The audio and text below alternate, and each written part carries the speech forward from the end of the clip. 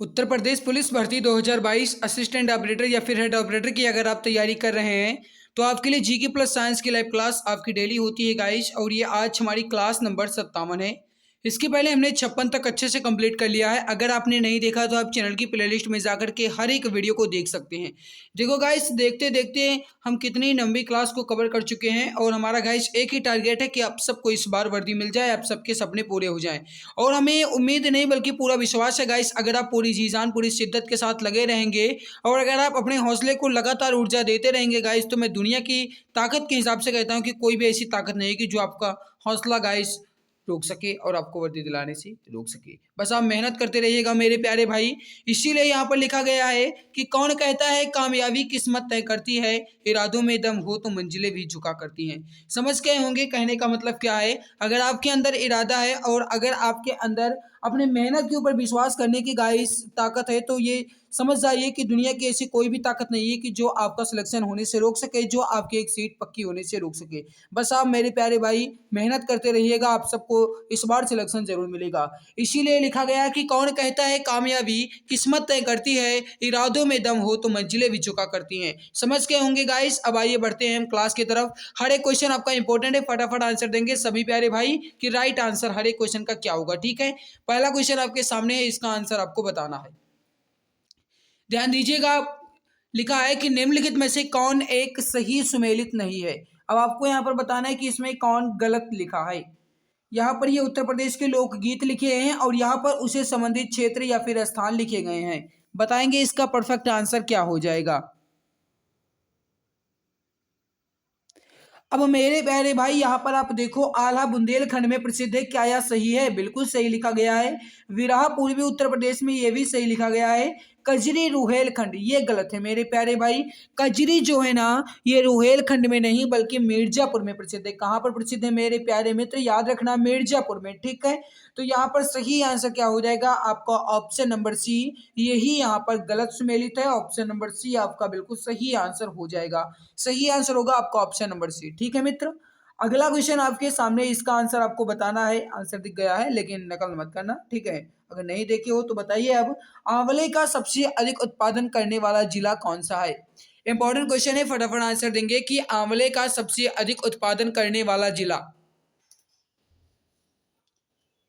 मेरे प्यारे भाई जो भी यहाँ पर बता रहे हैं कि आंवले का सबसे अधिक उत्पादन प्रतापगढ़ में होता है, बिल्कुल करेक्ट आंसर हो जाएगा मेरे प्यारे भाई। ऑप्शन नंबर बी आपका बिल्कुल परफेक्ट आंसर हो जाएगा। तो जो भी हमारे प्यारे भाई बहन ऑप्शन नंबर बी बता रहे हैं, बिल्कुल सही आंसर हो जाएगा। ठीक है, अगला क्वेश्चन आपके सामने, क्वेश्चन क्या कह रहा है ध्यान दीजिएगा।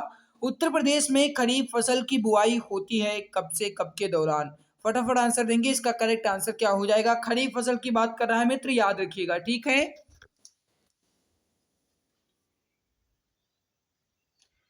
तो मेरे प्यारे भाई जो भी यहाँ पर बता रहे हैं कि खरीफ फसल की बुआई जो है ये जून जुलाई के दौरान की जाती है, बिल्कुल करेक्ट आंसर हो जाएगा मेरे प्यारे भाई। ऑप्शन नंबर सी आपका बिल्कुल सही आंसर हो जाएगा। तो जो भी हमारे प्यारे भाई बहन ऑप्शन नंबर सी बता रहे हैं जून जुलाई के दौरान, बिल्कुल परफेक्ट आंसर हो जाएगा, बिल्कुल करेक्ट आंसर हो जाएगा। अगला आपके सामने है कि उत्तर प्रदेश की प्रमुख फसल कौन सी है। मेरी प्यारी भाई यहाँ पर लिखा है कि उत्तर प्रदेश की प्रमुख फसल कौन सी है? मक्का, धान, गन्ना या फिर गेहूं? इसका आंसर बताएंगे, करेक्ट आंसर क्या हो जाएगा। मेरी प्यारी भाई उत्तर प्रदेश की प्रमुख फसल जो है वह कौन सी है? गेहूं। गलती मत करना, सही आंसर क्या हो जाएगा आपका? ऑप्शन नंबर डी गेहूं। जो भी हमारे प्यारे भाई बहन ऑप्शन नंबर डी बता रहे हैं गेहूं, बिल्कुल सही आंसर हो जाएगा। अगला क्वेश्चन आपके सामने है, इसका आंसर आपको बताना है। क्वेश्चन आपसे क्या कह रहा है? Which of the following sites was the first to be discovered? निम्नलिखित में से कौन से स्थल की खोज सबसे पहले की गई थी? देख सकते हो मेरे प्यारे भाई, एसएससी जेई इलेक्ट्रीशियन में पूछा गया है, इंपॉर्टेंट है, 2019 में क्वेश्चन आपका पूछा गया था। फटाफट आंसर बताएंगे हमारे सभी प्यारे भाई, परफेक्ट आंसर क्या हो जाएगा। किस स्थल की खोज सबसे पहले की गई थी? मेरे प्यारे भाई याद रखना, सबसे पहले खोज किसकी की गई थी? हड़प्पा की। ठीक है, कब की गई थी ये भी तो आपसे पूछा जा सकता है। याद रखना मेरे प्यारे भाई, कब की गई? 1921 में। ठीक है, तो जो भी हमारे प्यारे भाई बहन ऑप्शन नंबर बी बता रहे हैं, हड़प्पा की खोज सबसे पहले की गई थी, ऑप्शन नंबर बी बिल्कुल सही आंसर हो जाएगा। अगला आपके सामने, खोज द फर्स्ट तीर्थंकर of Jainism, that means Jain धर्म के पहले तीर्थंकर कौन थे। ये आपका एसएससी जेल सिविल में पूछा गया था गाइस, इंपॉर्टेंट है, फटाफट आंसर देंगे। राइट आंसर क्या हो जाएगा?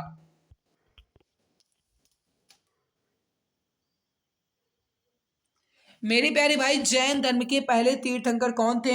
Option number C Rishabhdev. जो भी हमारे प्यारे भाई बहन ऑप्शन नंबर सी बता रहे हैं ऋषभदेव, बिल्कुल करेक्ट आंसर हो जाएगा आपका, ऑप्शन नंबर सी बिल्कुल परफेक्ट आंसर हो जाएगा। अगला क्वेश्चन आपके सामने, क्वेश्चन आपसे क्या कह रहा है मेरे प्यारे भाई, देखिए यहाँ पर, the term stupa is associated with which of the following event of Gautam Buddha's life. That means stupa शब्द गौतम बुद्ध के जीवन की निम्नलिखित किस घटना से संबंधित है। इंपॉर्टेंट है, फटाफट आंसर देंगे। एसएससी जेई सिविल में पूछा गया 2018 में मेरे प्यारे भाई, इंपॉर्टेंट है। मैं आप सब प्यारे मित्र से दिल की गहराइयों से रिक्वेस्ट करता हूं कि जिसने भी अभी तक इस क्लास को लाइक नहीं किया है, मैं उनसे निवेदन करता हूं एक बार क्लास को दिल की गहराइयों से लाइक जरूर कर देंगे। मेरे प्यारे भाई, लाइक करने में आपका कुछ भी नहीं जाएगा, ना तो आपके पैसे कटेंगे, ना ही गाइस आपका कोई भी टाइम बर्बाद होने वाला है। क्लास को देखते देखते आप केवल और केवल एक लाइक कर दीजिए गाइस, मैं आपसे कुछ नहीं कहता हूँ, ना ही मैं आपसे रुपए मांगता हूँ। और गाइस, आपको जितनी भी कोशिश मैं आपके लिए कर सकता हूँ, हर संभव कोशिश रहती है कि आपके लिए मैं पूरी जी जान लगा दूं आपके सपने को पूरा करने के लिए। फिर भी आप सब ऐसे मित्र हैं कि जो आप क्लास को लाइक तक नहीं करते हो।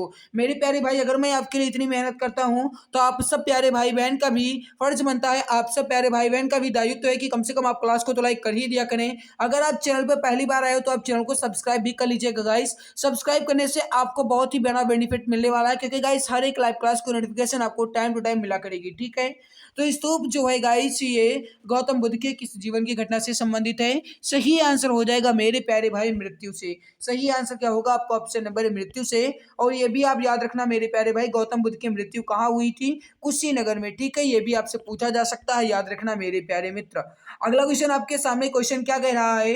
Which temple complex is in the shape of a kinetic chariot having elaborately carved stone wheels, pillars and walls. That means किस मंदिर परिसर का आकार भव्य रथ के समान है, जिसमें पत्थर के नक्काशीदार पहिए, स्तंभ और दीवारें हैं। इसका आंसर बताएंगे, करेक्ट आंसर क्या हो जाएगा? मीनाक्षी मंदिर, या फिर महाबोधि मंदिर, या फिर बृहदेश्वर मंदिर, या फिर कोणार्क सूर्य मंदिर। मेरे प्यारे भाई, आप सब यहाँ पर जो बता रहे हैं कि कोणार्क सूर्य मंदिर जो गाइस है, इसका जो मतलब आकार है, ये भव्य रथ के समान है, जिसमें नक्काशीदार पहिए, स्तंभ और दीवारें हैं। ये आपका बिल्कुल सही आंसर हो जाएगा, कोणार्क सूर्य मंदिर, यानी कि कोणार्क सन टेम्पल। मेरे प्यारे भाई, आप ये भी याद रखना कि कोणार्क सूर्य मंदिर को ब्लैक पैगोडा के नाम से भी जाना जाता है। कोणार्क सूर्य मंदिर को ब्लैक पैगोडा के नाम से भी जाना जाता है। मेरे प्यारे भाई, ये भी आपसे पूछा जा सकता है, याद रखना, ओके। अगला आपके सामने, इसका आंसर आपको बताना है। Capital of the union territory Lakshadweep is, that means केंद्र शासित प्रदेश लक्षद्वीप की राजधानी कौन सी है? फटाफट आंसर देंगे, करेक्ट आंसर क्या हो जाएगा? इंपॉर्टेंट है, फटाफट आंसर दीजिए। तो जो भी हमारे प्यारे भाई बहन यहाँ पर बता रहे हैं कि लक्षद्वीप की राजधानी कवारत्ती है, बिल्कुल करेक्ट आंसर हो जाएगा मेरे प्यारे भाई। कवरत्ती जो है ना, ये लक्षद्वीप की राजधानी हो जाएगी। ऑप्शन नंबर बी आपका बिल्कुल परफेक्ट आंसर हो जाएगा। जो भी हमारे प्यारे भाई बहन ऑप्शन बी बता रहे हैं, बिल्कुल करेक्ट आंसर हो जाएगा। अगला क्वेश्चन है कि रबी फसल की अवधि क्या होती है? फटाफट आंसर देंगे, करेक्ट आंसर क्या हो जाएगा? हर एक क्वेश्चन गाइस आपका सिलेक्टेड क्वेश्चन रहता है, कोई भी आपका ऐरा गैरा क्वेश्चन नहीं रहता है कि जो आपके एग्जाम में ना आए। जितने भी क्वेश्चंस मैं आपके लिए लेकर आता हूँ गाइस, आपका हर एक क्वेश्चन प्रीवियस ईयर क्वेश्चन पर आधारित होता है। आपका हर एक क्वेश्चन कहीं ना कहीं पूछा जाता है, वही क्वेश्चन मैं आपके लिए लेकर आता हूँ। तो बताएंगे रबी फसल की अवधि क्या होती है? मेरे प्यारे भाई, याद रखना, रबी फसल की अवधि जो है ना, ये अक्टूबर से मार्च के बीच होती है मेरे प्यारे भाई, याद रखना। अक्टूबर से मार्च के बीच की अवधि को रबी फसल कहा जाता है। ऑप्शन नंबर डी आपका बिल्कुल सही आंसर हो जाएगा। इस समय मौसम भी वही चल रहा है, ठीक है। करेक्ट आंसर क्या होगा आपका? Option number D. नेक्स्ट आपके सामने कि the famous Jog Falls is in, that means प्रसिद्ध जोग जलप्रपात जो है ना, ये कहाँ स्थित है? इंपॉर्टेंट है मेरे प्यारे भाई, इसका आंसर आप बताएंगे। याद रखना मेरे प्यारे मित्र, जो जोग जलप्रपात है, जो ये जोग जलप्रपात है ना, इस जोग जलप्रपात को गरसोप्पा जलप्रपात के नाम से भी जाना जाता है मित्र, याद रखना। जोग जलप्रपात को गरसोप्पा जलप्रपात के नाम से भी जाना जाता है। और ये कहाँ है, आपसे अगर ये पूछा जाता है मित्र तो याद रखना है कहाँ पर है, कर्नाटक में। करेक्ट आंसर क्या होगा मेरे प्यारे भाई, ऑप्शन नंबर डी कर्नाटक में है। ठीक है, ऑप्शन नंबर डी आपका बिल्कुल परफेक्ट होगा। अगला आपके सामने क्वेश्चन क्या कह रहा है कि निम्नलिखित में से किस देश के साथ भारत सबसे अधिक लंबी अंतर्राष्ट्रीय सीमा साझा करता है। इसका आंसर आपसे प्यारे भाई बहन बताएंगे। करेक्ट आंसर क्या हो जाएगा, निम्नलिखित में से किस देश के साथ भारत सबसे अधिक या फिर सर्वाधिक लंबी अंतर्राष्ट्रीय सीमा साझा करता है। मेरे प्यारे भाई याद रखना, सबसे अधिक लंबी अंतर्राष्ट्रीय सीमा साझा जो है ना, ये भारत किसके साथ करता है, तो वो करता है बांग्लादेश के साथ। करेक्ट आंसर क्या होगा मेरे प्यारे भाई, ऑप्शन नंबर बी बांग्लादेश के साथ। जो भी हमारे प्यारे भाई बहन ऑप्शन बी बता रहे हैं बिल्कुल परफेक्ट हो जाएगा। अगला क्वेश्चन आपके सामने, क्वेश्चन क्या कह रहा है, इंपॉर्टेंट है मेरे प्यारे भाई, याद रखना। क्वेश्चन है कि which is the neighbouring country of India where rupee is not used as currency. That means Bharat के किस पड़ोसी देश में रुपए को मुद्रा के रूप में प्रयोग नहीं किया जाता है। कहने का मतलब है कि भारत के किस पड़ोसी देश में करेंसी जो है या मुद्रा जो है गाइस ये रुपया नहीं चलती है। बताएंगे इसका करेक्ट आंसर क्या हो जाएगा, इंपॉर्टेंट बहुत है, फटाफट आंसर दीजिए। पाकिस्तान में भी रुपया ही चलता है, नेपाल में भी रुपया ही चलता है, श्रीलंका में भी रुपया चलता है, लेकिन बांग्लादेश में रुपया नहीं चलता। तब यहाँ क्या चलता है, बिल्कुल मेरे प्यारे भाई, बांग्लादेश में रुपया नहीं बल्कि यहाँ टका चलता है। ठीक है, बांग्लादेशी टका कहते हैं उसे। ऑप्शन नंबर डी आपका बिल्कुल सही आंसर हो जाएगा। बांग्लादेश की राजधानी है ढाका, यहाँ चलती है टका। ठीक है, बांग्लादेश की राजधानी है ढाका, यहाँ चलती है टका। सही आंसर क्या होगा आपका, ऑप्शन नंबर डी बांग्लादेश। जो भी हमारे प्यारे भाई बहन ऑप्शन डी बता रहे हैं बिल्कुल करेक्ट आंसर हो जाएगा। अगला क्वेश्चन आपके सामने मेरे प्यारे भाई, निम्नलिखित में से कौन सा मोती द्वीप के नाम से जाना जाता है। कहने का मतलब है कि किस देश को मोती द्वीप के नाम से भी जानते हैं। बताएंगे इसका करेक्ट आंसर क्या हो जाएगा मेरे प्यारे भाई, इंपॉर्टेंट बहुत है। तो मेरे प्यारे मित्र याद रखना, इसमें बहरीन जो है ना, बहरीन को हम मोती द्वीप के नाम से भी जानते हैं। करेक्ट आंसर क्या होगा मेरे प्यारे भाई, ऑप्शन नंबर डी बहरीन। जो भी हमारे प्यारे भाई बहन ऑप्शन नंबर डी बता रहे हैं बिल्कुल परफेक्ट आंसर हो जाएगा। अगला क्वेश्चन आपके सामने, क्वेश्चन क्या कह रहा है, what is yellow revolution in India associated with. That means ये है कि भारत में पीली क्रांति जो है यह किससे जुड़ी है। सब्जियों से, तिलहन से, फल से, मछली से, किससे जुड़ी है बताइए। करेक्ट आंसर क्या होगा, बताइए करेक्ट आंसर क्या होगा। बिल्कुल मेरे प्यारे भाई, बिल्कुल। जो पीली क्रांति है, येलो रिवॉल्यूशन है ना, ये ऑयल सीड से जुड़ी है। दैट मीन्स तिलहन से जुड़ी है। करेक्ट आंसर क्या होगा मेरे प्यारे भाई, ऑप्शन नंबर बी तिलहन से। ठीक है, जो पीली क्रांति है ये किससे जुड़ी है, तिलहन से, तिलहन उत्पादन से। करेक्ट आंसर क्या होगा आपका, ऑप्शन नंबर बी। अगला क्वेश्चन आपके सामने है कि निम्नलिखित में से किस स्थानीय पवन को डॉक्टर वायु भी कहते हैं। कहने का मतलब यह है मेरे प्यारे भाई कि किस स्थानीय हवा को डॉक्टर वायु या डॉक्टर हवा भी कहा जाता है। मेरे प्यारे भाई याद रखना, हरमट्टन की। ठीक है, करेक्ट आंसर क्या होगा, हरमट्टन के पवन को डॉक्टर वायु भी कहते हैं। ऑप्शन नंबर ए आपका बिल्कुल सही होगा। अगला आपके सामने है, इंपॉर्टेंट क्वेश्चन है, which of the following gas is most harmful for ozone layer. कहने का मतलब है कि निम्नलिखित में से कौन सी गैस ओजोन परत के लिए सबसे अधिक हानिकारक है। बताएंगे इसका करेक्ट आंसर क्या हो जाएगा। उसे सीएफसी के नाम से भी जानते हैं गाइस, सीएफसी। कहने का मतलब है मेरे प्यारे भाई कि इसमें जो क्लोरोफ्लोरोकार्बन होती है ना, इसे हम सीएफसी भी कहते हैं। तो क्लोरोफ्लोरोकार्बन जो है मेरे प्यारे भाई, ये हमारी ओजोन परत के लिए सबसे ज्यादा हानिकारक है, हार्मफुल है। करेक्ट आंसर क्या होगा आपका, ऑप्शन नंबर बी। तो जो भी हमारे प्यारे भाई बहन ऑप्शन नंबर बी बता रहे हैं बिल्कुल परफेक्ट आंसर हो जाएगा आपका। ऑप्शन नंबर बी आपका बिल्कुल करेक्ट आंसर हो जाएगा। अगला आपके सामने मेरे प्यारे भाई क्वेश्चन आपसे क्या कह रहा है, इंपॉर्टेंट है, याद रखिएगा। वायुमंडल की किस परत में ओजोन परत पाई जाती है। कहने का मतलब है कि किस परत में ओजोन परत है। देखो सिंपल है, इजी है, बट आप अगर जानते होंगे तो आपके लिए इजी है, नहीं जानते हैं तो कठिन है। ऐसा तो है, बिल्कुल बिल्कुल। तो जो भी हमारे प्यारे भाई बहन यहाँ पर बता रहे हैं कि समताप मंडल में ओजोन परत पाई जाती है, यानी कि स्ट्रेटोस्फीयर में बिल्कुल परफेक्ट आंसर हो जाएगा मेरे प्यारे भाई, ऑप्शन नंबर वी आपका बिल्कुल सही आंसर हो जाएगा। अगला क्वेश्चन आपके सामने है मेरे प्यारे भाई। क्वेश्चन आपसे क्या कह रहा है, ध्यान दीजिएगा। क्वेश्चन है कि which of the following terms is used in India for a tract of land laying between two confluent reverse. Bharat में निम्न में से किस पद का इस्तेमाल दो नदियों के बीच की भूमि के लिए किया जाता है? इंपॉर्टेंट है, फटाफट आंसर देंगे। करेक्ट आंसर क्या हो जाएगा? देखो, कहा क्या गया कि दो नदियों के बीच की भूमि, तो दो नदियों के बीच की भूमि को कहते हैं मेरे प्यारे भाई दोआब। क्या कहा जाता है? दोआब। ठीक है, दो नदियों के बीच की भूमि को दोआब कहा जाता है। जो भी हमारे प्यारे भाई बहन ऑप्शन नंबर सी बता रहे हैं, दोआब बिल्कुल सही होगा। एसएससी जेईई सिविल 2018 में पूछा गया था। अगला आपके सामने क्या है, याद देखिए। क्वेश्चन है कि which of the following places is located near the equator. निम्नलिखित में से कौन सा स्थान विषुवत रेखा के सबसे अधिक निकट है? मेरी प्यारे भाई, जिसे आप कहते हो, बताएंगे इसका करेक्ट आंसर क्या होगा? बिल्कुल, जिसे आप कहते हो इंदिरा पॉइंट, यानी कि पिग्मेलियन पॉइंट, इसे ही इंदिरा पॉइंट कहते हैं। ठीक है, तो पिग्मेलियन पॉइंट जो है ना, ये इक्वेटर के सबसे अधिक निकट है मेरे प्यारे भाई। याद रखना, ऑप्शन डी आपका बिल्कुल सही होगा। अगला आपके सामने है मेरे प्यारे भाई।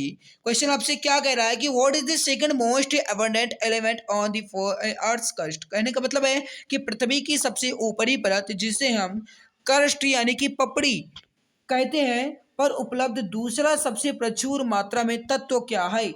बताओ करेक्ट आंसर क्या हुई? तो बिल्कुल हमारे प्यारे मित्र, पृथ्वी की सबसे ऊपरी परत, जिसे क्रस्ट या फिर पपड़ी के नाम से जानते हैं, उसमें सबसे अधिक प्रचुर मात्रा में दूसरा तत्व हो जाएगा आपका ऑप्शन नंबर बी, सिलिकॉन। ठीक है, जो भी हमारे प्यारे भाई बहन ऑप्शन बी बता रहे हैं, सिलिकॉन बिल्कुल सही होगा।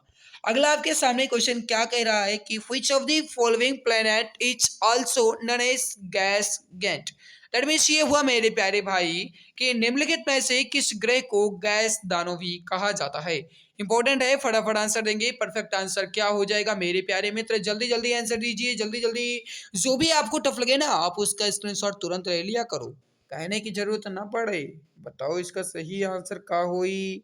बिल्कुल मेरे प्यारे भाई, गैस दानव के नाम से किस ग्रह को जानते हैं हम, वो हो जाएगा अपना बृहस्पति ग्रह। सही आंसर क्या होगा?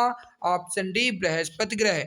अगला आपके सामने, what is the Indian national fruit. अब देखो, इतना सिंपल क्वेश्चन कौन नहीं जानता है, फिर भी एसएससी जेईई में आया था। देखो, कहने का मतलब है सिंपल और कठिन का मतलब नहीं है, लेकिन अपने हिसाब से कठिन ही पढ़ा करो, बहुत ज़्यादा सिंपल के चक्कर में मत पढ़ो। ठीक है, what is India's national fruit. सही आंसर होगा मेरे प्यारे भाई, इसमें हो जाएगा राष्ट्रीय फल आपका, वो हो जाएगा, मौसम चलने वाला है, फूल आ रहे हैं, कहने का मतलब है मैंगो।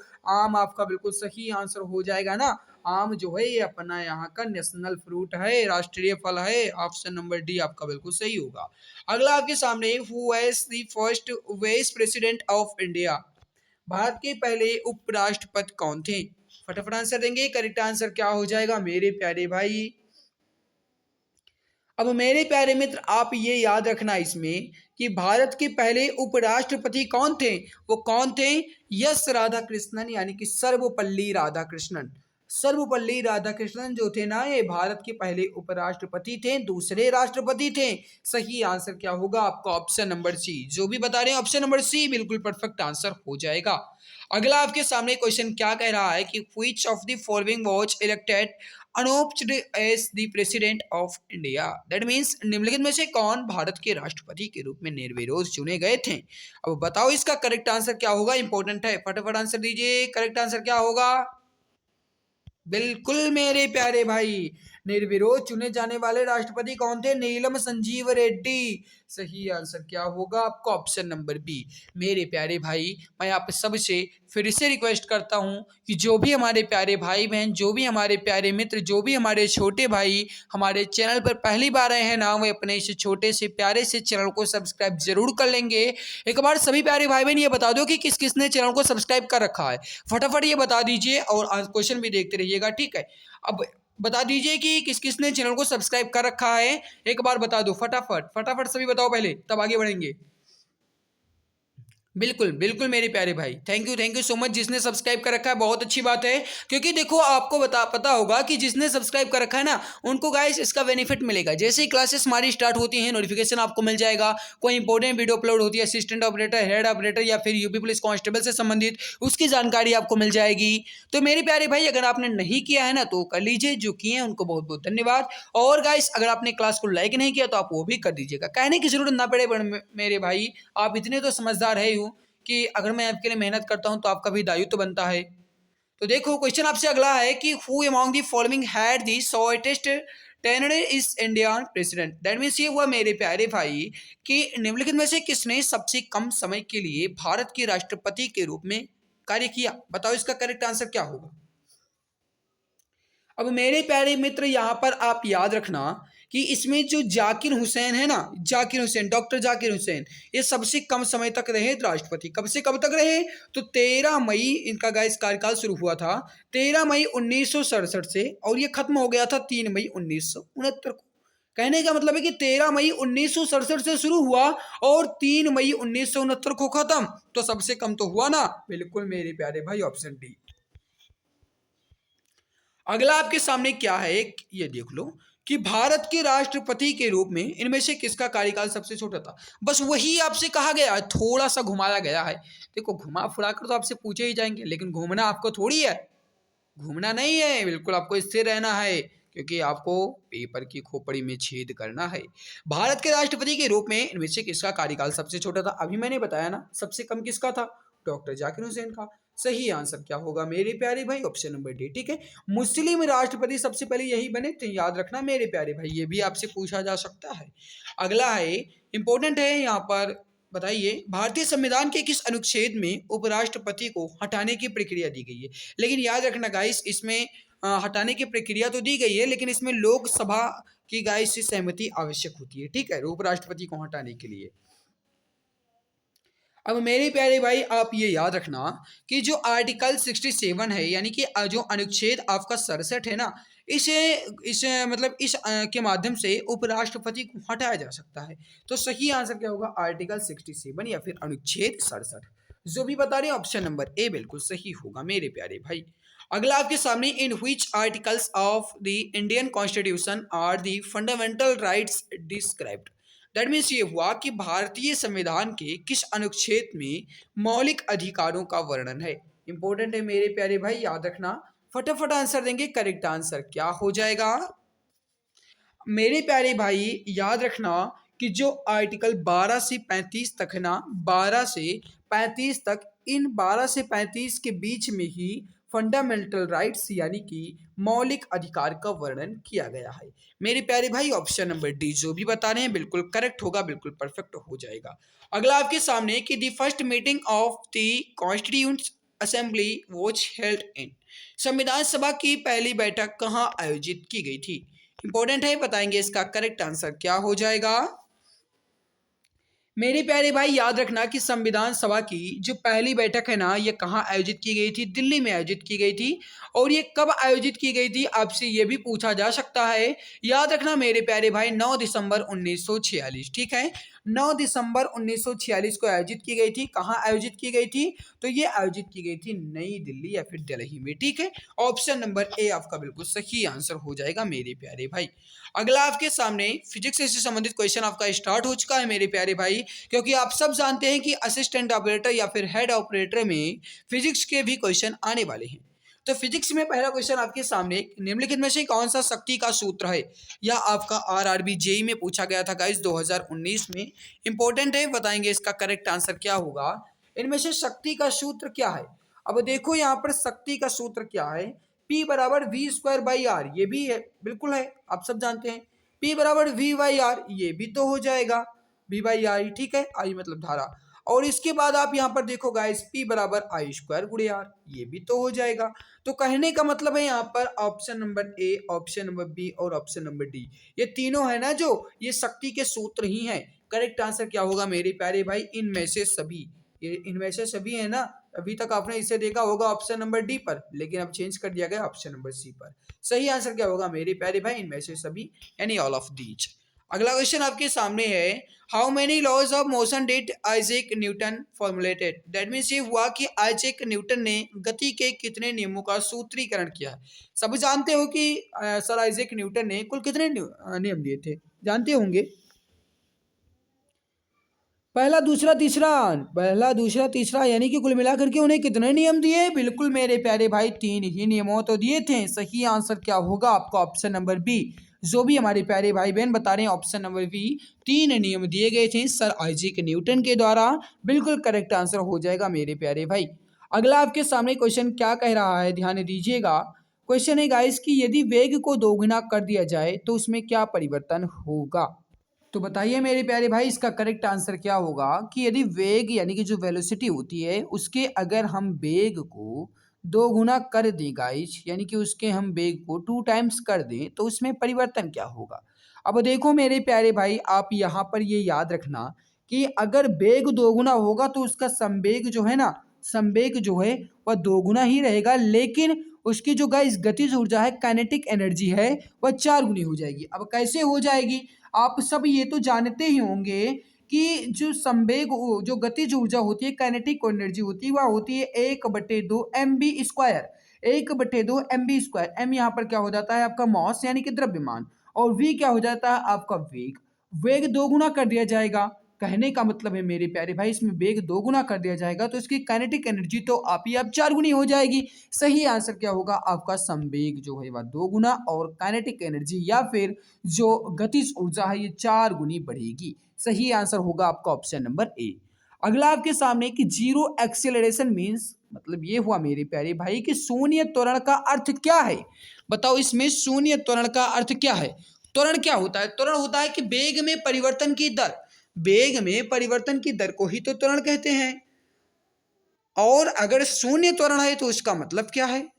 उसका मतलब यह है मेरे प्यारे भाई कि उसका जो वेग होता है ना, उस वस्तु का जो वेग होता है या फिर जो गाइस ऑब्जेक्ट्स का वेलोसिटी होती है वह कांस्टेंट रहती है, स्थिर रहती है, उसे ही कहते हैं हम शून्य त्वरण। सही आंसर क्या होगा मेरे प्यारे भाई? वस्तु का वेग स्थिर होता है उसे कहते हैं शून्य त्वरण। ऑप्शन नंबर ए आपका बिल्कुल सही हो जाएगा।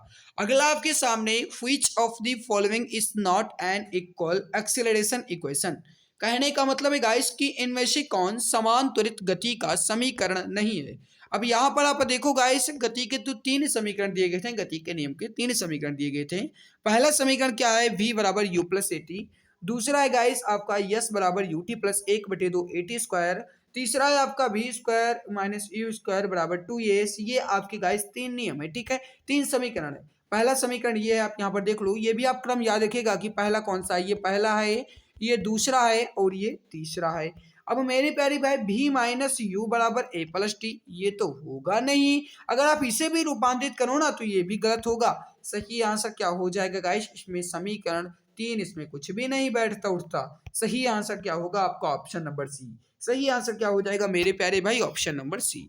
अगला आपके सामने है क्वेश्चन, क्या कह रहा है कि गति का पहला समीकरण जो है ये किसके बीच संबंध दर्शाता है। अब अभी आपको मैंने बताया कि गति का पहला समीकरण होता है v बराबर यू प्लस ए टी। मैंने आपको अभी बताया ना, गति का पहला समीकरण क्या होता है? v बराबर यू प्लस ए टी। अब यहाँ पर मैंने दिखाया गाइस, अभी आपको यहाँ पर देख लो, यहाँ पर v बराबर यू प्लस ए टी होता है। तो वही यहाँ पर कहा गया कि गति का पहला समीकरण जो है ना, ये किसके बीच संबंध दर्शाएगा? तो मेरे प्यारे भाई, आप सब तो जानते ही हैं किसके बीच संबंध दर्शाएगा। बिल्कुल मेरे प्यारे भाई, वेग और समय के बीच।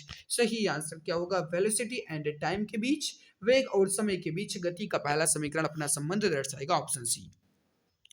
चंद्रमा पर किसी वस्तु का भार पृथ्वी पर इसके भार का कितना गुना होगा? जानते होंगे, मैंने लगभग 2 बार इसे पढ़ाया है, मैंने इसीलिए रिपीटेड कर दिया है ताकि आप भूलते भी हो ना तो याद आ जाए।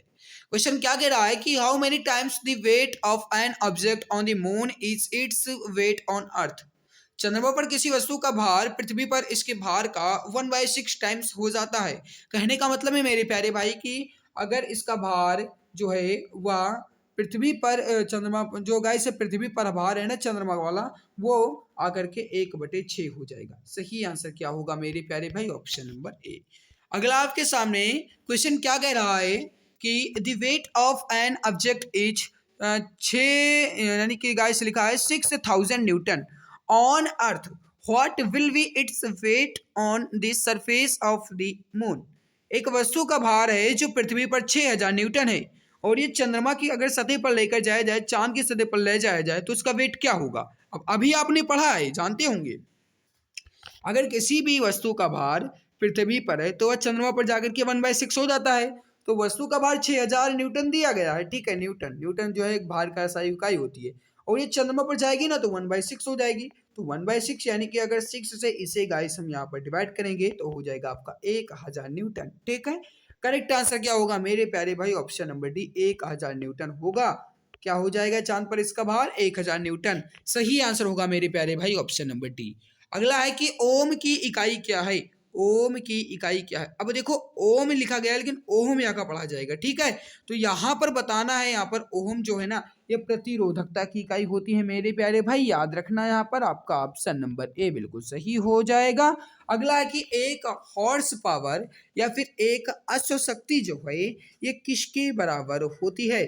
बताएंगे इसका करेक्ट आंसर क्या हो जाएगा मेरे प्यारे भाई, फटाफट आंसर दीजिए, भी क्वेश्चन बहुत है, टाइम भी आपका बहुत ज्यादा हो रहा है। सही आंसर हो जाएगा मेरे प्यारे भाई 746 वोट के बराबर होती है। सही आंसर हो जाएगा आपका ऑप्शन नंबर सी, ठीक है। अगला है कि एक डायोप्टर जो है ये के बराबर होता है। डायोप्टर जो है ना ये गाइस लेंस के मापने की क्षमता होती है, और आप ये भी जानते हैं कि लेंस की क्षमता का मतलब डायोप्टर होता है, और एक डायोप्टर जो होता है ना ये होता है गाइस 1/मीटर। क्या होता है 1/मीटर। अगर ऊपर मीटर ऊपर लेकर जाया जाएगा तो वो मीटर इनवर्स हो जाएगा, तो 1 मीटर इनवर्स जो है गाइस ये एक डायोप्टर के बराबर होता है मेरे प्यारे भाई, याद रखना ऑप्शन नंबर बी। 1 किलोवाट घंटा एक ही KWH या फिर 1 किलोवाट घंटा जो है किसके बराबर होता है। अब देखो यहाँ पर क्वेश्चन आपका इंपॉर्टेंट कितना है, 5 बार पूछा गया है, बताओ क्या होगा इसका सही आंसर। मेरे प्यारे भाई 1 किलोवाट घंटा बराबर होता है 3.6 इंटू 10 की पावर 6 जूल। यहाँ पर देखो माइनस नहीं होगा मेरे प्यारे भाई, ठीक है। सही आंसर क्या होगा आपको ऑप्शन नंबर सी 3.6 इंटू 10 की पावर 6 जूल जो होता है ये 1 किलोवाट घंटा का मान होता है। 746 वाट को क्या कहते हैं, बस यहाँ पर घुमा दिया गया। अभी आपके ऊपर पूछा गया कि एक अश्वशक्ति के बराबर कितने वाट, तो आपने बताया वहां पर 746 वाट। तो वही तो यहाँ पर पूछा गया कि 746 वाट को क्या कहा जाएगा, एक अश्वशक्ति, एक हॉर्स पावर, कुछ भी कहो, जो आपकी मर्जी। सही आंसर क्या हो जाएगा आपका ऑप्शन नंबर एक अश्वशक्ति। सही आंसर क्या होगा हमारे प्यारे भाई ऑप्शन नंबर ए। अगला आपके सामने है कि वाहन की गति जानने में मदद करता है। मेरे प्यारे भाई अगर आप चैनल पर पहली बार हैं तो चैनल को सब्सक्राइब तो कर ही लिए होंगे। इसके अलावा आपको बता दें कि हिंदी की भी आपकी क्लासेस होती हैं 7 बजे, मैथ की क्लास होती है आपकी दोपहर 12:30 बजे, रीजनिंग की होती है 10 बजे, ठीक है। सारी क्लासेस की PDF आपको टेलीग्राम पर मिलती है। वाहन की गति जानने के लिए हम प्रयोग करते हैं स्पीडोमीटर का। वोल्टमीटर विभवांतर मापता है, लेक्टोमीटर जो है ये दूध का घनत्व मापता है मेरे प्यारे भाई। स्पीडोमीटर से वाहन की गति हम मापते हैं, ऑप्शन नंबर ए आपका बिल्कुल सही होगा। अब यहाँ पर आपको बताना है कि कार्य में, अब कार्य में क्या होता है, अगर आप जानते होंगे तो बता सकते हैं। आप सब जानते हैं कि कार्य क्या होती है, एक अदिश राशि होती है, स्केलर क्वांटिटीज होती है। तो मेरे प्यारे भाई की जो कार्य है इसमें दिशा तो होगी नहीं, केवल और केवल परिमाण होता है। तो वही कहा गया मेरे प्यारे भाई, कार्य में कोई दिशा नहीं होती, केवल परिमाण होता है, क्योंकि कार्य एक प्रकार की अदिश राशि है। ऑप्शन ए आपका बिल्कुल करेक्ट आंसर हो जाएगा मेरे प्यारे मित्र। अगला है कि निम्न में से किस मामले में कोई कार्य नहीं होता। कहने का मतलब है कि इसमें से किसमें कोई कार्य नहीं होगा, बताओ। गाइस क्वेश्चन की संख्या भी ज्यादा है, 50-55 क्वेश्चन आपके हैं, तो मैंने सोचा कि एक ही क्लास में कंप्लीट करें, क्या बार बार वही। तो निम्न में से किस मामले में कोई कार्य नहीं होता। अब देखो गाइस आप सब ये जानते हैं कि कार्य बराबर क्या होता है, बल गुणे बल की दिशा में विस्थापन। और जो गाइस कार्य होता है ये बल गुणे बल की दिशा में विस्थापन होगा, और W बराबर होता है FS cos थीटा। तो FS यानी कि W बराबर FS cos थीटा। अब यहाँ पर देखो गाइस अगर कोई भी लंबवत जाएगा तो ये आप समझ सकते हो गाइस, इसमें cos 90 का मान क्या होता है 0। तो FS cos 90 यानी कि FS का पूरा मिलाकर के कितना हो जाएगा, W हो जाएगा आपका 0। तो कार्य इसमें नहीं होगा। कहने का मतलब है कि एक गधा अपनी पीठ पर वजन लेकर चल रहा है। अब अपनी पीठ पर लेकर चल रहा है ना, यानी कि वो लंबवत कार्य कर रहा है। तो मेरे प्यारे भाई W बराबर होता है एफ एस कॉस थीटा, और अगर हम थीटा का मान यहाँ पर 90 डिग्री रख दें तो कॉस थीटा यानी कि कॉस 90 डिग्री का मान होता है 0। तो एफ एस इंटू जीरो यानी कि कुल मिलाकर के कार्य क्या हो जाएगा आपका 0, तो कोई भी कार्य नहीं होगा। ऑप्शन नंबर बी आपका बिल्कुल सही आंसर हो जाएगा। थोड़ा सा दिमाग लगाइए, आंसर आपके सामने आ जाता है। ठीक है, अब अगला है कि निम्नलिखित में से कि किन गतिविधियों में कहा जा सकता है कि कोई कार्य किया गया है। अब यहाँ पर आपसे क्या कहा गया कि इसमें किस गतिविधि में कहा जा रहा है कि कोई कार्य किया गया। हर्ष पुस्तक पढ़ रहा है। अब देखो यहाँ पर ये पढ़ रहे हैं, ये तो है नहीं कि पढ़ते हैं उसके साथ साथ घूम रहे हैं, विस्थापन तो कर नहीं रहे हैं। तो जब तक विस्थापन होगा नहीं तब तक कार्य होगा नहीं, ये गलत है। फिर देखो, श्रुति कुर्सी पर बैठी, अरे बैठी है तो बैठे रहने दो, इससे मेरे को क्या मतलब। फिर है कि खुशी घर के दीवार को धक्का दे रही है परंतु ऐसा करने में असफल है। अरे जब घर के दीवार को दे रही है तो गलत तो कार्य कर ही रही है, तो असफल हो जाएगी। और जब तक कोई कार्य उसका सफल नहीं होता है, या फिर अगर आप किसी दीवार पे मुक्का मार रहे हैं ना और वह दीवार नहीं गिरती है, यानी कि आप कार्य करने में असफल हो जाते हैं, विस्थापन नहीं होता है, तो कोई कार्य भी नहीं होता है। तो मेरे प्यारे भाई जो पिंकी है ना, ये समतल सड़क पर अपने सिर पर पुस्तक रख कर चल रही है, कार्य कर रही है ना, विस्थापन हो रहा है। तो मेरे प्यारे भाई इसी में कहा जाएगा कि कार्य हो रहा है। ऑप्शन बी आपका बिल्कुल सही होगा। ठीक है, अगला है कि निम्न में से कौन एक कार्य का गुण नहीं है। अब यहाँ पर कहा गया कि इसमें कौन एक कार्य की गुण नहीं है, इसकी प्रॉपर्टीज नहीं है। अब यहाँ पर देखो पहला ऑप्शन दिया गया आपके सामने कि कार्य की दिशा होती है। अब आपने अभी देखा कि कार्य में गाइस दिशा नहीं होती, केवल और केवल परिमाण होता है। तो वही मेरे प्यारे भाई कार्य की दिशा नहीं होती, कार्य एक अदिश राशि है। सही आंसर क्या होगा आपको ऑप्शन नंबर 1, कार्य की दिशा नहीं होती। ठीक है, तो कार्य की दिशा नहीं होती तो मतलब कार्य दिशा होती है, ये आपका बिल्कुल नहीं है, यही आपका सत्य है। तो मेरे प्यारे भाई हमने यहाँ पर जीके और साइंस के क्वेश्चंस को कंप्लीट कर लिया है। वैसे तो मुझे लगता है कि हमने आपके लिए जो मेहनत की है ये आपको गाइस कुछ भी अच्छी लगी होगी। अगर अच्छी लगी तो आप वीडियो नीचे कमेंट सेक्शन में कमेंट करके जरूर बताइएगा कि आपको हमारी मेहनत कैसी लगी। जो कुछ भी लगी हो, अच्छी लगी, भद्दी बुरी, जो कुछ भी आपके मन में हो हमारे प्रति राय, आप उसे जरूर दीजिएगा मेरे प्यारे भाई। आपके एक कमेंट से ना मुझे बहुत बड़ा मोटिवेशन मिलता है, तो आप कमेंट भी करके बता दीजिएगा कि आपको हमारी आज की मेहनत कैसी लगी। इसके अलावा मेरे प्यारे भाई मैं आप सबसे फिर से रिक्वेस्ट करता हूं कि जो भी हमारे प्यारे मित्र, जो भी हमारे प्यारे भाई बहन, छोटे भाई छोटे बहन चैनल पर पहली बार आए हैं, चैनल को सब्सक्राइब जरूर कर लेंगे, और क्लास को लाइक नहीं किए हैं तो लाइक कर देंगे मेरे प्यारे भाई। लाइक करने में आपका कुछ नहीं जाएगा, मंजिलें तो मिल ही जाएंगी, भटक कर ही सही। अरे मेरे प्यारे भाई गुमराह तो वो हैं जो घर से निकलते ही नहीं, समझ गए होंगे ना। अरे मेरे प्यारे भाई अगर आप पूरी जी जान पूरी शिद्दत के साथ लगे हो ना तो वर्दी तो आपको मिलेगी ही, सीट तो आपकी पक्की होगी। अरे चिंता वो करें जो पढ़ ही नहीं रहे, एग्जाम के भरोसे हैं कि जब एग्जाम डेट आएगी तब पढ़ा जाएगा, तो वही आगे चल करके असफल हो जाएंगे। ये बात याद रखना। अगर आप अभी से पूरी जान के साथ लगे हैं, अपनी पूरी ताकत लगाए हुए हैं, और अगर आप अभी से अपनी इस हौसले को डेफिनेटली ऊर्जा दे रहे हैं तो निश्चित रूप से मेरे प्यारे भाई आपकी एक सीट पक्की है, ये मैं आपसे दावा करता हूं।